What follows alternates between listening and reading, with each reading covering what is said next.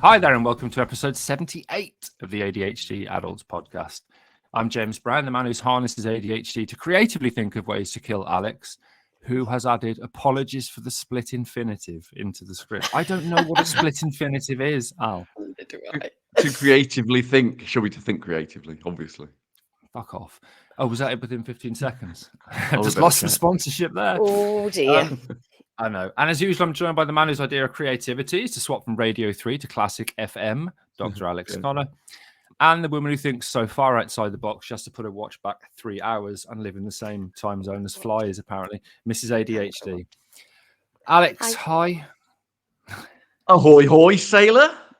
Ahoy, hoy, sailor. Jesus. And Sam, hi. Hiya. That's what I like, see? Simple, not annoying. How are you both, Simple, Mrs ADHD first?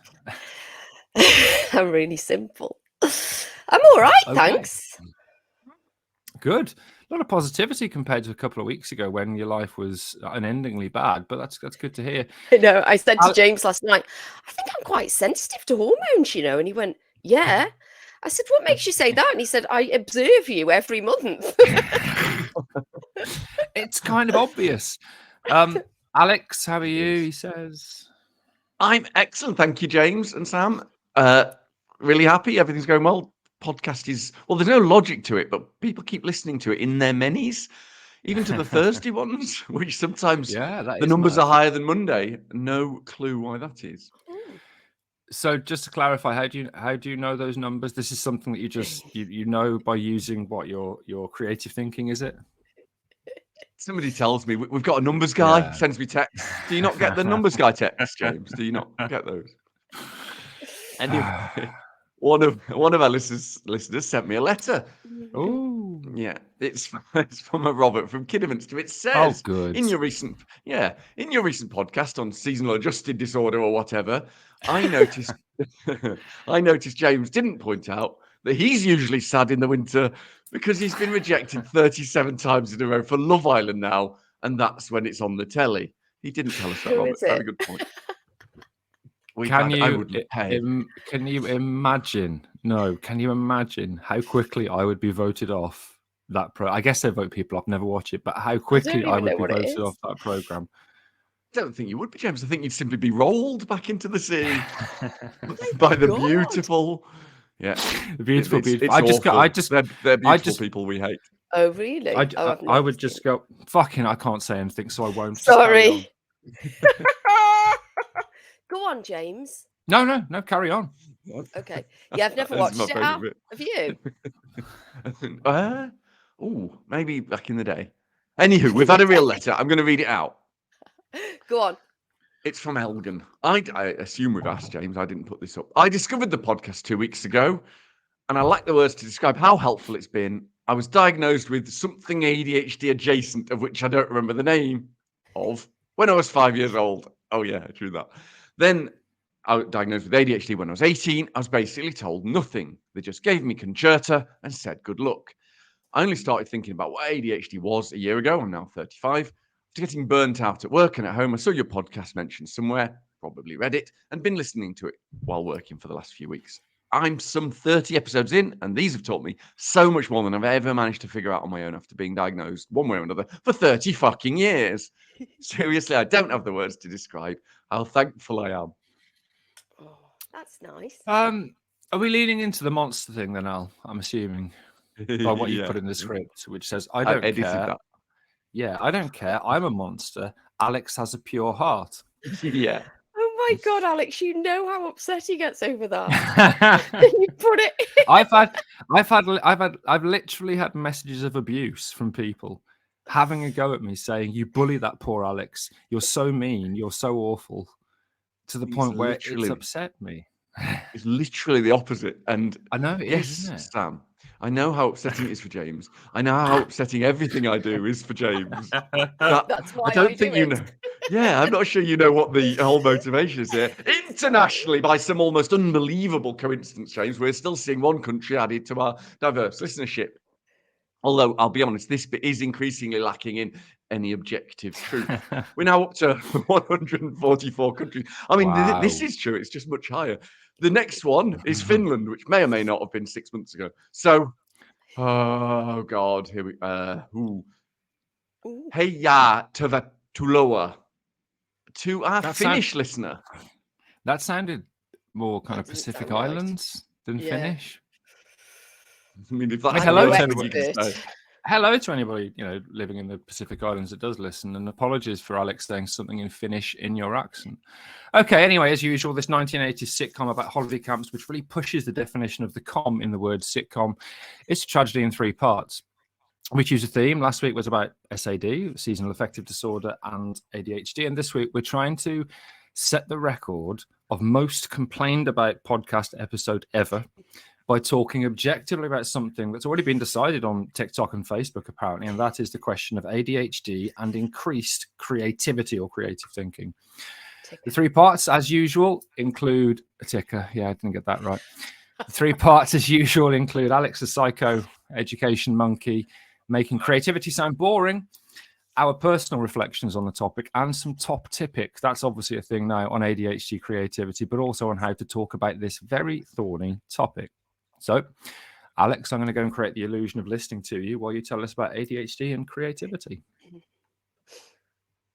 That one's a hospital pass. Thanks, James. Oh, This is an absolute minefield. Auga. I don't know why you said that, but I liked it. First thing to say is that we are not policing language today, apart from Sam's. We are not telling people anything about their own ADHD. Again, apart from Sam, because she doesn't know. Fair. If your ADHD is a strength or you feel more creative because of it, congratulations. We wish everybody felt like that. From an evidence perspective, even the things we say based on science are still miles from proven. So nobody in the world is qualified to give a definitive answer on this. The difficult thing about looking for evidence that people with ADHD are more creative is that it is really, really hard Ding. to even agree on what the word creative means. All neurodivergent people have thought processes that are different from average. So in that sense, we are by definition like creative, if you think about it. But if it means, like most people think, we are able to come up with new ideas or solutions more successfully than people without ADHD, that's where it gets a bit controversial. So the different ways to think about creativity, and this is just one model of many, such as convergent thought. So converging your thoughts, thinking of creative ways, but to use a pen still as a pen. Divergent thought, which is lots of thoughts that emerge from a single starting point. And conceptual expansion. So that would be creative ways to use a pen as something else. Ding. Yeah. That is very much conceptual expansion, if you do it right. Most of the papers on this are, in fact, case studies. The problem there is that by looking at creative people and noticing they then have ADHD, that isn't super helpful. Also, asking a particular group of people famous for poor metacognition and famous for overestimating their abilities is also not massively helpful. Those that do show significant differences seem to be looking at certain traits associated with ADHD rather than often looking at people who actually have fully clinical disorder. So are you trying to say that the studies you talked about and probably other studies have shown that the impulsivity is sometimes creative, and so ADHD levels of impulsivity must be like really creative?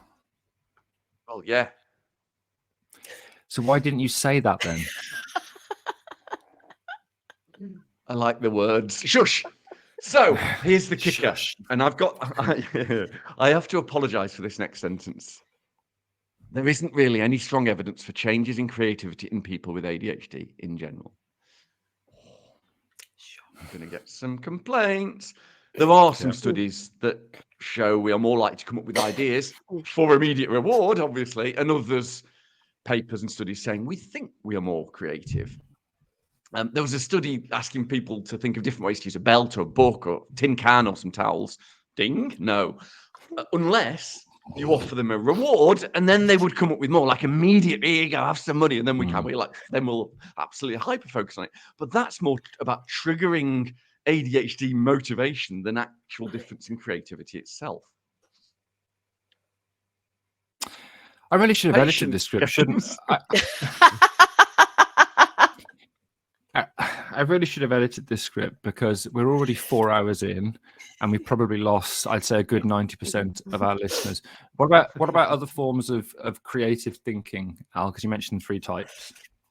You're very impatient, James, as opposed to patience spelt a different way, which you haven't got because you're not a proper doctor. One meta-analysis, that's the comparing everything of case control studies of divergent thinking, that's lots of stuff from one starting point, showed that divergent thinking isn't impaired with ADHD or by ADHD meds, and may possibly be enhanced in the domains of originality and flexibility.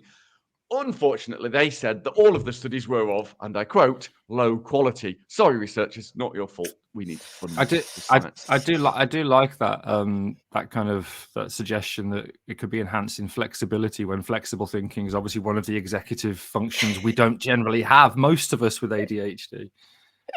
I know. So we're back to that really important factor that you just summarized in one sentence, James, about much of the evidence linking creativity, especially divergent thinking and ADHD. So although there was a correlation with creativity, it seems to be more about some ADHD symptoms rather than higher in people with actual diagnosed ADHD. Why is this important, you would ask, if either of you were listening whatsoever? We were not listening. I'll tell you why. Because maintaining... This is why, and we're going to do a whole podcast on this in the next episode. The traits of ADHD, the traits of them, impulsivity, a bit of hyperactivity, in the entire population of all of us is helpful. It's useful, it's important for humans. But that means some of us have too many of them to a point where it stops being helpful. So rather than the actual ADHD people being the super creative hunters and in the hunter-gatherers, it might be that we're actually taking one for the team, so most people can have a normal amount of these useful traits. Hunter-gatherers. You're a hunter-gatherer of people in your woods, aren't you, Al? Well, are we still going with the psychopath thing? Yeah. I'm not a psychopath, I've checked. Probably the most interesting question is whether creativity and ADHD, if it is different or better, I just threw my pencil excitedly, impulsively. If it is different or better, is it due to the brain being different as part of the biological, neurodevelopmental biology of the brain, or due to growing up with ADHD in society for 30 years? For 30 years, James. Right. So this new joke has crept in during the talks I'm doing that I never talk about. I'm 47, Alex. You know this because you're like a month older than me, and the 30 years reflects on my adult life. That's 30 years. Yeah, 30 years. It's 300 years since a vampire bit you, though, isn't it? When you were 47. Still leaning into that, then. Brilliant. Living with a brain that can't do things the way lots of people can, and therefore sort of being forced to think of new and strange way to do things. Is that creativity? Many of the aspects of ADHD that are worse than average are also required for creativity, as James just said. Reduced flexible thinking, the basal ganglia, the some of these cortex regions. The take home, really, and please write to James at something@ADHD@gmail to complain, is there isn't any strong evidence that people with ADHD are more creative than people without. People with ADHD either seem to estimate their creativity more highly, or here's the good one, attribute their own personal creativity and strengths to the ADHD, blaming it instead of saying, well, I worked hard to become creative. Creativity is a human characteristic. It isn't an ADHD one. And we all, as a population, vary wildly in how we are creative. Well, that was wildly awful, as always. We'll be back in part 2 for personal reflections. See you in a bit. See you in a bit. Alex, hi. Aight. What's up? Hello, Governor. Right. Welcome back to episode 78 of the ADHD Adults podcast, where we're talking about ADHD and creativity this week. This is part 2, where we're back with personal reflections. Get in! She nailed you that have to again, ask hasn't someone. she? Yeah, well, yeah, No. that's true. Yeah, not fully nailed it. Oh, Who's going first? James. Thanks, Sam. Oh, Professional as always. interesting. So, Mm. obviously, I don't see many positives in myself in general, No. whether it's related to ADHD or anything else. One of the few positives that I allow myself to accept is I'm good at thinking, is that I have a level of intelligence and I'm able to, talk about lots of subjects at a very base level. It's good if you haven't got social anxiety and are able to talk to people, because you can hold a conversation pretty much on any subject at a low level, but I have got social anxiety and therefore I don't talk to people. So what I think I'm good at is thinking very much inside the box. And that is seeing obvious answers that others maybe don't, because they are either thinking outside the box or trying to overcomplicate something that's very simple. I'll give you an example. When I was working as an academic, and there was a very short time to set up a new module, and it had to have a practical. Everyone was worried about, well, we haven't got space in the labs, etc., etc. And I'd done a similar practical a couple of years before, and just said, well, we can do that when it's the same level, it's same topic, and it solved the problem. But it wasn't thinking outside the box because it was something I'd previously done. And it's that type of spotting the bleeding obvious and applying it to a situation where maybe others wouldn't, that I think I'm quite good at. In general, I don't have a creative bone in my body. I don't think I'm not creative, in general. Even when we used to write papers, I would generally just nick other people's and then as a start point, and then edit it, accordingly, because a blank page in terms of writing, struggle with that. I've never done a kind of a creative thinking test to see if I am divergent thinker, etc. I think I'm going to after this, because I think my thinking is quite linear and quite rigid. I have to interrupt. Oh yeah, ding. It's unbelievable, this. I don't know how to say this next bit because it physically makes me feel sick. James, your metacognition is terrible. Despite being a monstrous bully. There you go, there's your negative. I work with James a lot, professionally and with the charity, and Sam as well. And James is unbelievably creative, even from a blank piece of paper. Some of the articles we've written together, you start literally from a blank piece of paper all the time. The images you do for our charity, because you care about it, whereas you didn't care about the papers. It's not because you're not creative, it's because it was fucking boring. Yeah. Honestly, mate, you're one of the most creative scientists I've ever met. I hate you. I know, you do all the graphics and everything for it's unbelievable. The website and everything from scratch. I'm surprised you don't tie your own shoelaces with your lack of ability to acknowledge who you are. It's weird. Okay, I accept that. Very heavy praise, Alex. Sam, what about you? Tell us about your reflections on creative thinking. First of all, I've done so well because at the beginning of this section, I noticed how big your microphone is. And every voice in my head was just going, look at his microphone! Look at his microphone! It's massive! And I did not interrupt. It's just higher than usual. Ding. Yeah. I'm creative, but I refuse to believe it's because of my ADHD. Like, my ADHD has taken so much away from me. It's not taking this as well. I've got to have some fucking things that are my own, and I don't want my whole personality and everything about me to just be ADHD. Surely there's more to me than that. And I'm creative, and I don't think it's because of my ADHD. I think I'm just a creative person. For me, that is like massive, I wouldn't say slow clap, but massive clap, because I think that's such a powerful thing to say is I genuinely understand people who see positives in their ADHD or who wants to see positives in their ADHD. And we've talked a lot about how, particularly with children, framing it as positively as possible is important, because you don't want to point at a child and say, you've got a disorder, your life's going to be shit. But Tuesday morning, as I call it. Yes. But I think it's really important that you might just be good at something. You might just be a creative or artistic person. You might just be good at music. It's not necessarily because of your neurodivergence. And sometimes assigning everything, good or bad, to ADHD takes away something that's you. Takes away the credit from you. Yeah. Give yourself some credit. Don't give ADHD all the credit. It's a fucking wanker. It is. Very much. Alex, what about your personal reflections? Can I shock you? Go on. Yeah. despite what I just said, I do see positives in my ADHD. Oh. I was channeling Alan Partridge then. If you, not very well. I didn't get No, I mean my treated and managed ADHD, and specifically, I mean my learned response to living with it. I've had to think differently because there's so much I can't do. I can't sit still and listen. I can't sit still and draw easily. Even when I really, really want to, I can't. It's not that I don't want to, I do. I wasn't able to do that in school. I wasn't able to do that at university. I wasn't able to do that during my PhD. And so as a professional educator, who was, frankly, I was considered quite creative in my teaching methods. What was that, James? You've won national awards. Yeah, I have.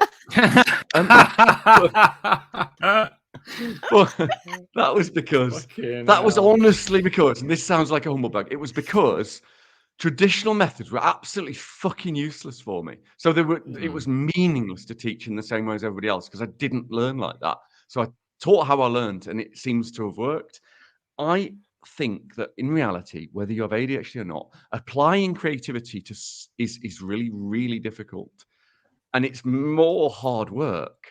I read once that the key to being a good writer is that you have to write. It's more hard work, grammatically correct. And I don't normally pick up on this because obviously I'm shit at grammar. Don't defend this by pretend. Really, it's more hard work to be creative. Yeah, there's an implied comparative. So more hard work. It's harder work. No, you can say it's more I obviously hard work. don't know. I obviously don't know. Than doing something else, I left out. I've obviously got it wrong. Well done, James. Well done, Somebody's going to write in and prove I'm wrong, and I will ignore that letter. So. The upshot is that I didn't think I could write comedy, and clearly I can't. And James, when we write we write scripts, we write talks, or I add one sentence to yours. They're funny, and everyone says they're funny, and we spend fucking ages thinking about a single joke sometimes, and it's hard work, but we do it because we like it. Whereas writing something creatively that we didn't care about, like our papers, never going to happen. I think creative is hard work for humans, and we're all creative creatures. That's what I bloody think. Wow. There was a compliment somewhere in there. I was on my phone for most of that, so I didn't really hear. Anyway. Yeah, you could tell. It was clear. Yeah, I know. Anyway, it's time for the greatest game ever, and that is what's James Lost Forgotten or Mislaid Shut Up this week. You've got two choices, Alex. You're 3-2 ahead at the minute, which is really annoying. So your choices are migraines or glasses.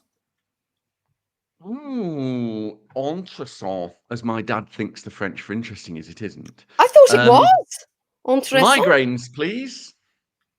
Okay. Hang on. Are you telling me that that's not? Because I learned it as intéressant. It might be. Maybe he says interessant. It's definitely wrong and makes me laugh every time. Sorry, Dad. I love you so much.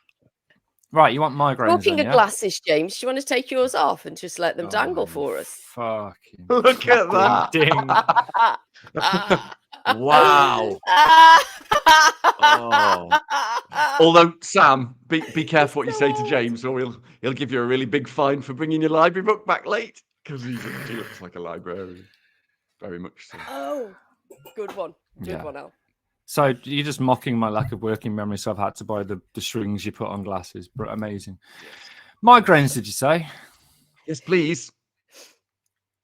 Okay. Ironically, after last week's subject of headaches and migraines with ADHD, I've had a couple of migraines since.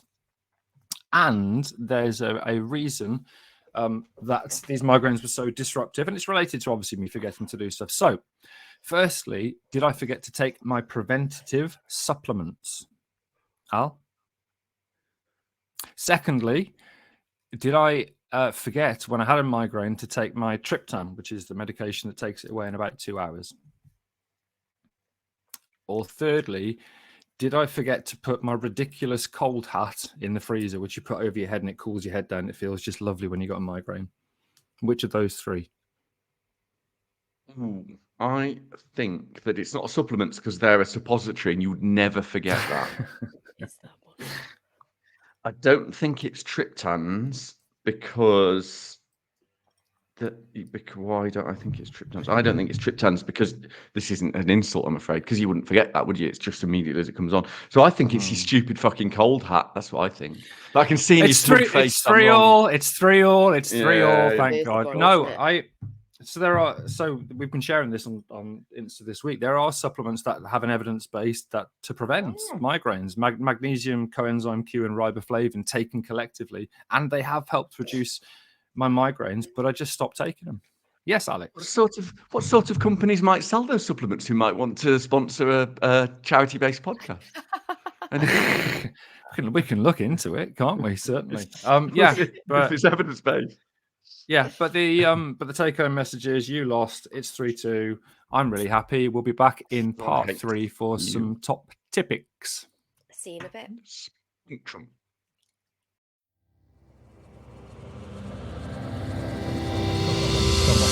Trumpet. What are you doing now? One. Are you okay? Welcome back to episode 78 of the ADHD Adults podcast. We are talking about creativity and creativeness. Sam's lost it because I mess with James just before I bring us in every time. Ding. Yeah. As always, in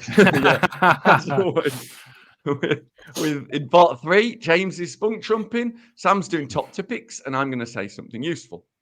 Who shall we start with? Shall we start with James? What have you got for us? Oh, you be you. That's my advice. If you genuinely feel that your ADHD is a strength, if you think that you're a creative thinker because of your ADHD, that's brilliant.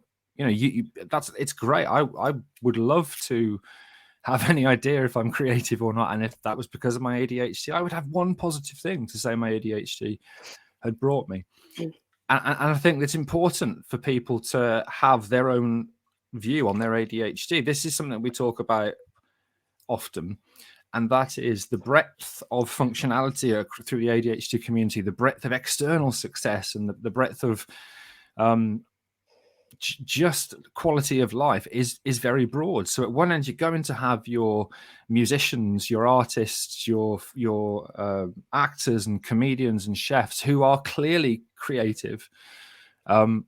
And then not the other end, but for most of that spectrum, you've probably got people who are either just my fidget ring's just gone on the floor, just about getting through life as many of us do on a day-to-day basis, or people who are struggling even to do that, living in a one-bedroom flat without a job, without a relationship, isolated and hating themselves because of their ADHD. And that's where the really important thing is that if you think you're a creative thinker, that's great, but don't tell other people with ADHD that ADHD makes them creative thinkers, because that is just going to make them think, well, I'm doing ADHD wrong, obviously, because I'm not. So that's my advice. I really like it. Yeah. Go on. I'm trying to find a ring. A ding. Yeah. Okay, so I'll go next then, I guess. So I think that was really good, actually, what you just said, James. And so I just add that when I say I'm creative and I'm not having it, that it's my ADHD, I'm not having it take that away from me. If you feel that it is your ADHD that makes you creative, then yeah, great. I think I haven't really got anything to add to what James said, so I'm just repeating it in a different way. Yeah, I like that. I think that's all we can do, really, isn't it? I've been told off recently, absolutely correctly, for referring to the ADHD brain because it's bullshit. There isn't one. We're so wildly different. And ironically, I say that often when we're talking about neuroscience, James, to show like general statistical structural differences, but obviously every single one is different. We always say, don't we, that that when you've met one person with ADHD, you've met one person with ADHD. And it's so true. It's true here. Right. I mean, I don't know how we do tips for being creative. What even is this? It doesn't make sense. The only thing I can do, I think, is give a tip for talking about it. So if someone says they are more creative because of their ADHD, that might be true. And whether it is or not, no one actually knows. And your ADHD or their ADHD is theirs to describe. And that's a fundamental human right. So let's not argue with people who say that at all. What we would argue with is, let's say your employer or your university or your family might possibly, and even with good intentions, tell you that you are or should be more creative because of your ADHD, that you should harness it somehow or make the most of it, even if they're trying to be inspiring. As James said, even when people are trying to be inspirational, this can make a lot of us, feel like not only have I got ADHD, but like better people sculpt it into a masterpiece and I can't clean my teeth.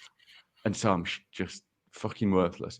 So my quick tip is when someone says that, ask them, oh, brilliant. Could you write down specifically what examples of creativity are common to all ADHD people that I can harness, please?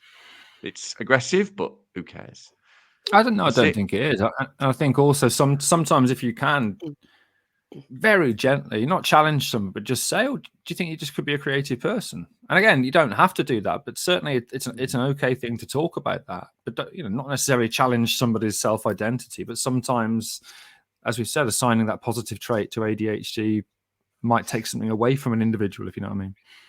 Do absolutely, and I think that for a lot of people with ADHD to admit that they're talented because they worked hard at something is notoriously difficult, and so to challenge them with their own, we can think what we want, can't we? It's okay if it hurts you to say I did do a good thing. It's that then it's okay. Right, product recommendation of the week. We don't really have one. It says books, buy a book, because I assume Alex put that in. Well, brilliant. Yeah, just buy a book as a product. Not a book on ADHD because you won't read it, obviously. But you will. You will, James. You'll read the first two chapters, tell everyone about it, and then never pick it up again. I know. I've got two, and I've never opened them. Bought them when I first got diagnosed. I've got them underneath my laptop here. Exactly. Anyway, that was episode 78 of the ADHD Adults podcast. Got the name right this time, where we talked about ADHD and creativity. If by a miracle you enjoyed this episode and want to support the charity on the link provided, that would help us, because otherwise Sam is going to have to shake a tin outside a Cafe Nero while James and Alex recreate that pottery scene from Ghost with a Greggs sausage roll in a bowl of custard. Ooh, Alex, are you okay? I mean, you wrote that. What's that about, mate? That was an insane thought. I do apologize. It really was. Anyway, if you want to get in touch, contact us via our Discord community. It's approaching 2,000 people now, which is great. On the socials at ADHD, at the ADHD Adults. Nearly got it wrong. We'll see you next time. See ya. Bye. Bye all. Trigger warning, klaxon, klaxon, klaxon, klaxon, klaxon, big klaxon. Trigger warning, klaxon, klaxon, klaxon, klaxon, klaxon, klaxon, klaxon. Trigger warning, klaxon.